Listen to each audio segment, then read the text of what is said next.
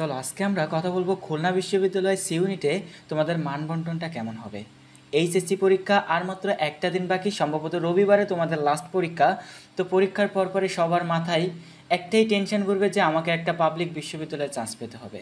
হ্যাঁ, এটা অনেকেরই স্বপ্ন থাকে। ঠিক সেই স্বপ্নের ভিতরে লুকিয়ে থাকে খুলনা বিশ্ববিদ্যালয়। খুলনা বিশ্ববিদ্যালয় সবার কাছে প্রিয় না এমন কথাটা কেউ মানবে না। অবশ্যই সবার কাছে খুলনা বিশ্ববিদ্যালয় প্রিয়। কেন প্রিয়?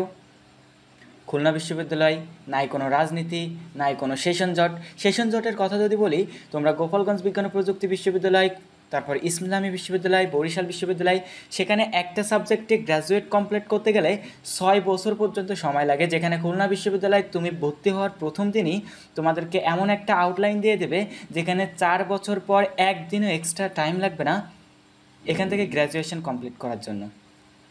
তো আজকে দেখবো আমরা খুলনা বিশ্ববিদ্যালয় সি ইউনিটে, অর্থাৎ তোমরা এইচএসসি যারা মানবিক থেকে পরীক্ষা দিবা, তোমাদের মানদণ্ডটা কেমন হবে, তোমাদের এমসিকিউতে কত মার্ক লিখতে হবে, রিটেনে কত মার্ক লিখতে হবে, সবগুলো আজকের ভিডিওতে আলোচনা করব।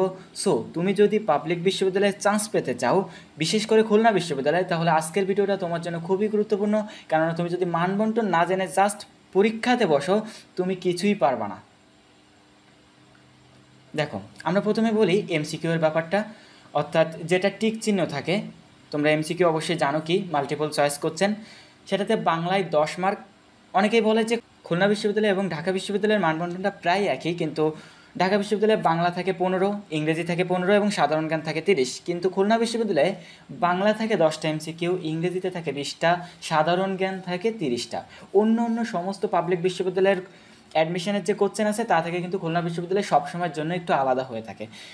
তোমরা জানো যে ইদানিং খুলনা বিশ্ববিদ্যালয় কিন্তু আলাদাভাবেই পরীক্ষা নিচ্ছে। তারা যখন জিএসটিভুক্ত ছিল তখন কিন্তু জিএসটিতে যেভাবে পরীক্ষা হতো, খুলনা তো তার ভিতরেই ছিল। সো তোমাদের আলাদা করে কোনো প্যারা নেওয়া লাগতো না। যেহেতু এবার খুলনা বিশ্ববিদ্যালয় আলাদা, তাহলে তোমাদেরকে আলাদাভাবে তার মানবন্টন জানতে হবে, সাজেশন জানতে হবে, কোন টপিক থেকে প্রশ্ন আসে সেটা জানতে হবে। তো তাহলে এমসিকিউতে কী দাঁড়ালো? বাংলায় 10টা পড়বে, ইংরেজিতে 20টা, সাধারণ জ্ঞানে 30টা।